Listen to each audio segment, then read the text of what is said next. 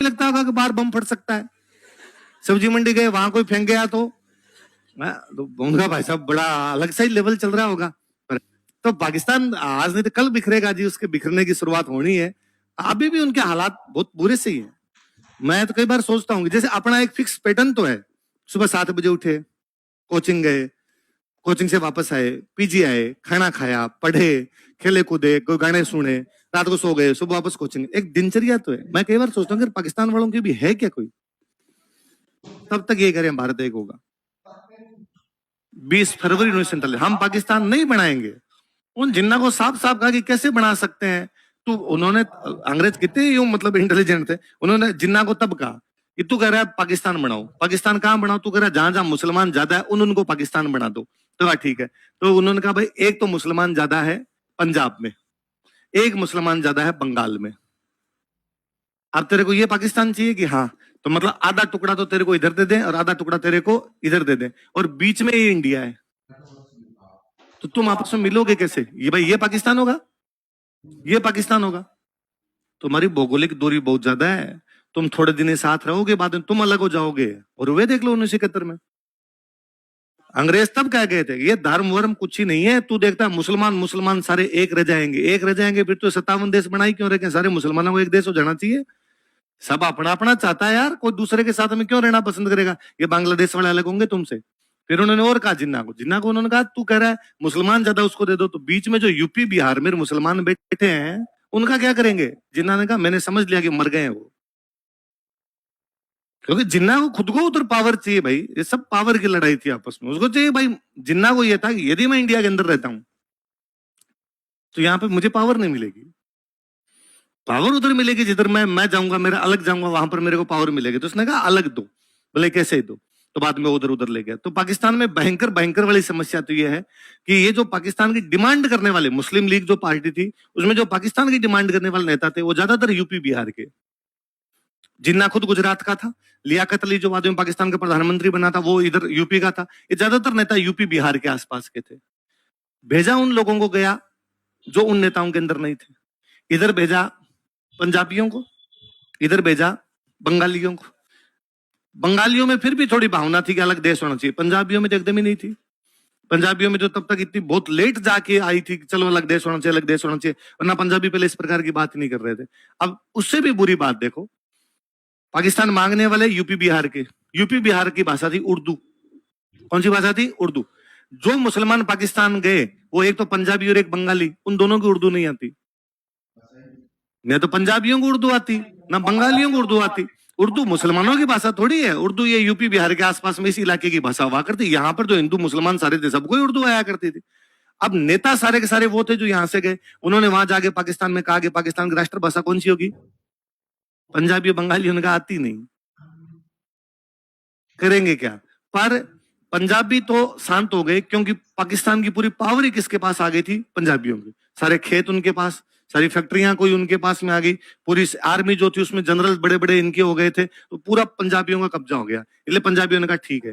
जैसे आज भी ना आप कभी नोटिस करना, पाकिस्तान वालों को उर्दू लिखनी आती है, बोलते अभी भी वो नहीं है, पंजाबी बोलते हैं। पंजाब, पाकिस्तान का जो पंजाब का रहने वाला मुसलमान है पंजाबी बोलेगा, सिंध का रहने वाला वो सिंधी बोलेगा, बलूचों का रहने वाला वो अपनी बलूच बोलेगा। उत्तर पश्चिम सीमा प्रांत 4 राज्य हैं उनके, पंजाब, सिंध, उत्तर पश्चिम सीमा प्रांत और बलूचिस्तान। उत्तर पश्चिम सीमा प्रांत वाले अफगानिस्तान का टच लगता, पश्तो पख्तून है वो, उधर पठान है सारे के सारे, तो अपने वाले बोलेंगे सारे के सारे। इधर वाले ये बांग्लादेश वाले कह रहे थे कि हम तो हमारी क्या बोलेंगे? बांग्ला। और बांग्ला, बंगाल वालों में एक भयंकर समस्या है। समस्या क्या मतलब? उनमें एक अलग ही चीज है। उनका ये मानना है कि दुनिया की सबसे अच्छी जगह बंगाल ही है।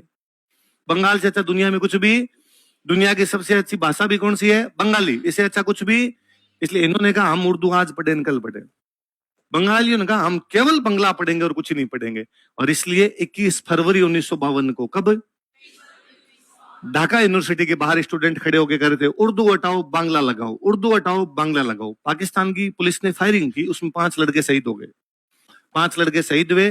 तो वो कह रहे थे इतने दिन तो हम कह रहे थे बांग्ला भाषा होनी चाहिए, अब तो हम कह रहे हैं बांग्लादेश होना चाहिए, हम तुम्हारे देश के साथ ही नहीं रहेंगे। वो लड़के कब शहीद हुए? 21 फरवरी 1952। कब शहीद हुए? पहले 21 फरवरी को मनाया जाता है अंतर्राष्ट्रीय मातृभाषा दिवस। क्या मनाते हैं? इंटरनेशनल मदर टंग डे, जो मनाया जाता है। कब मनाया जाता है? क्योंकि 21 फरवरी को बांग्ला भाषा के लिए लड़कों ने अपनी शहादत दी थी, अपनी जान दे दी थी, तो कहा साहब इस दिन से मनाया जाना चाहिए।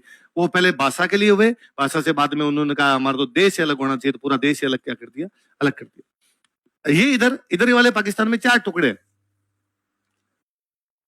पंजाब है उनका, सिंध है उनका, ये नॉर्थ वेस्ट फ्रंटियर प्रोविंस है, और बलूचिस्तान।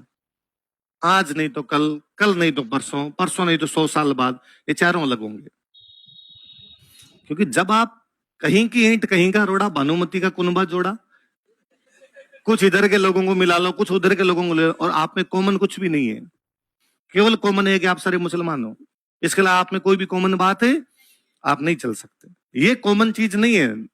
भारत में धर्म से ज्यादा संस्कृतियां हावी है, अपनी अपनी कल्चर है सबकी। हमारे किसी भी धर्म की पूरी एक जैसी कल्चर नहीं है। क्या भारत के सारे हिंदू एक जैसे त्योहार मनाते हैं?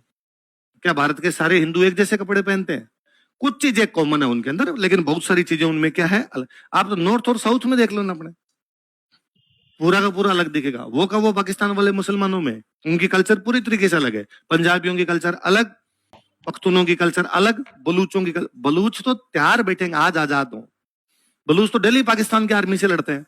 आप थोड़ा सा यदि ढंग से एक दो बार नेट पे बलूचिस्तान की खबरें पढ़ो, फिर वो अपने आप दिखाने लग जाएगा। आप दिल्ली देखो, दिल्ली वो पाकिस्तान वाले 2-4 को मार लेते हैं और पाकिस्तान वाले उनको मारते हैं जाके। और वो आज बलूच पाकिस्तान का हिस्सा ही नहीं है। हम आजाद होंगे भाई साहब, तुम हो कौन? और कई बार तो बड़े बड़े हमले हैं उनके कि पाकिस्तान का, उनको पता चला कि पाकिस्तान के आर्मी के 12 अफसर एक जहाज में बैठ के बलूचिस्तान के ऊपर से जा रहे हैं, मिसाइल मार के गिरा दिया। 12 के 12 एक साथ काम आए उनके। और वहां जो बलूच लड़ रहे हैं, बलूचों को तन मन धन से सहयोग करता है भारत। कि बलूचो तुम संघर्ष करो, हम तुम्हारे साथ है। मोदी जी अपने भाषण दे गए थे। मोदी जी ने 2015 में 14 वाला कौन सा भाषण है, शायद 15 अगस्त को लाल किले से भाषण होता है प्रधानमंत्री का, तो मोदी जी भाषण में बोल गए कि सारे भारत को आजादी की शुभकामना और बलूचिस्तान को आजादी की शुभकामना। तो पाकिस्तान ने ऑब्जेक्शन किया, तो बलूचिस्तान को किस बात की शुभकामना, तुम भारत को दो अपने। तो हमने कहा सॉरी हो गया ऐसे तो ना। तो बलूचों को यह है कि हम अपने देश को क्या करवाएंगे, आजाद। तो उनके जो नेता है जो ये बात कहते हैं आजाद करवाएंगे, वो रहते हैं स्वीडन। क्या रहते हैं कि भाई हम बाहर देशों से बात कर रहे हैं। वो बाकायदा कहते हैं हम पाकिस्तान के अंडर नहीं है, हमारी सरकार अलग है, हमारा राष्ट्रपति, प्रधानमंत्री, विदेश मंत्री, पर वो बलूचिस्तान में रहते। क्या रहते हैं, स्वीडन। क्योंकि बलूचिस्तान में रहते तब तो पाकिस्तान वाले पकड़ के लटका दिए उनको। तो कहते हैं हम वहां बैठे हैं, आज नहीं तो कल लड़ाई जारी है, हमारे बाकी भाई लड़ाई करेंगे, हम कुछ लोग वहां बैठे रहेंगे, हम बाकी देशों से बात करेंगे, हमें आजाद कराओ, हमें आजाद कराओ। और जिस दिन आजाद होगा उस दिन हम आके वहां पे सत्ता संभाल लेंगे। इसलिए वो जो उनका, मैं नाम बोल रहा हूं उसका, उनका जो राष्ट्रपति, उसने ट्वीट किया हाथों हाथ मोदी जी के भाषण के बाद कि भारत के यशस्वी तेजस्वी आदरणीय प्रधानमंत्री नरेंद्र भाई दामोदर भाई मोदी ने हम बलूचिस्तान वासियों के साथ खड़े होने का जो संकल्प और जज्बा दिखाया है, हम बलूचिस्तान के तमाम बलूच भाई नरेंद्र भाई मोदी को हमारी अंतरिम गहराइयों से बहुत बहुत धन्यवाद ज्ञापित करते हैं। इंशाअल्लाह एक दिन हम बलूचिस्तान को आजाद करवाएंगे। हमने वापस कहा आमीन। कराओ तुम, हम साथ ही खड़े, तुम्हारे चिंता ही मत करो तुम। तो पाकिस्तान आज नहीं तो कल बिखरेगा जी, उसके बिखरने की शुरुआत होनी है। अभी भी उनके हालात बहुत बुरे से ही है। मैं तो कई बार सोचता हूँ जैसे अपना एक फिक्स पैटर्न तो है, सुबह 7 बजे उठे, कोचिंग गए,